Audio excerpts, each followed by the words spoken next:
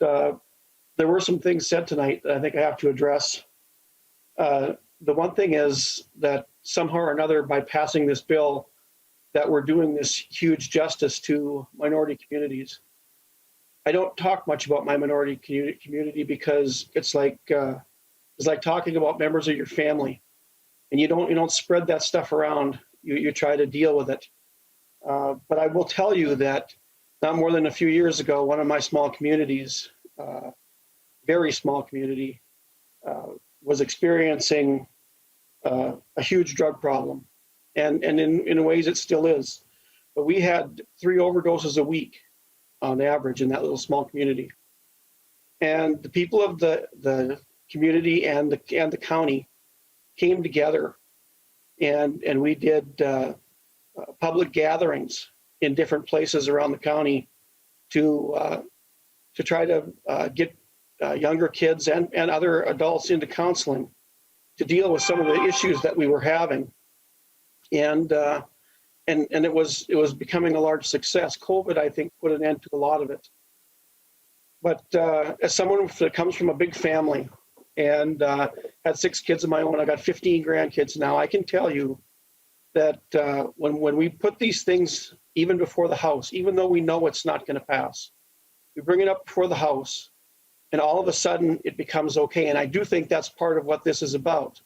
We're trying to tell people that all the things that we've had in the past, all the things that we know damage kids and adults, they damage lives, are okay, so that we can move it forward later and there won't be as much conflict over it.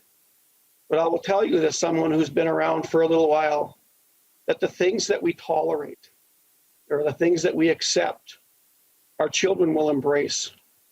And this is not going away. And don't tell me that this is something that prohibition has somehow harmed the community. The fact that it was illegal makes it illegal, and it makes it wrong. When you do stuff like this, you're telling your kids it's okay now. That's what you're doing, whether you choose to admit it or not. And so I'm not going to go on and on about this. I will say that there's one thing that you did not mention yet, and that is the growth in government that's in this bill.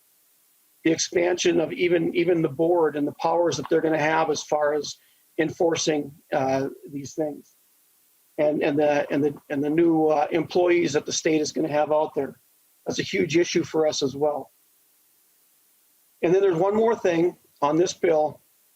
Talking to folks from other states, some business people from the states that have legalized this, there's a problem you haven't mentioned yet, and that is insurance.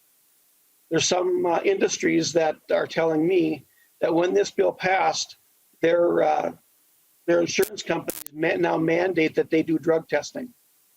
And what that means is this stuff stays in your system for 30 days. And so they've ended up losing employees that have been there for a long time now because they have to do random drug testing. So keep that in mind as this moves forward next year, as you keep saying.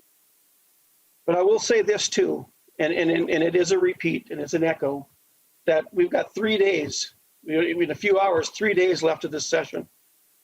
And I too am hearing from people in my district, not just on emails, phone calls at home. You know, what am I supposed to do with my taxes?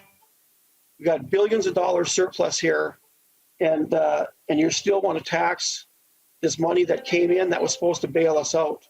My businesses that spent all that money that they got to pay their employees so they wouldn't lose their employees is big salvation for our state. And now the state is saying we want part of that. You know, this is why government has grown in its distrust, even since I've been here. You know, in my community where I grew up, there's always been a distrust of government. If the government comes in and says they're going to help you, look out. And now you're expanding that distrust. People that thought that they were going to get a bailout during the governor's shutdown and their businesses were folding, now you're saying, yeah, we pretended we were going to bail you out, but we're really not. We're going to take our big surplus and we're going to tax you too. You know, this has got to stop. This is not responsible governance. So let's get about our business. Let's put this to bed and bury it if possible, and get about the business of taking care of what we're supposed to be here, which is setting a budget. Thank you, Madam Speaker.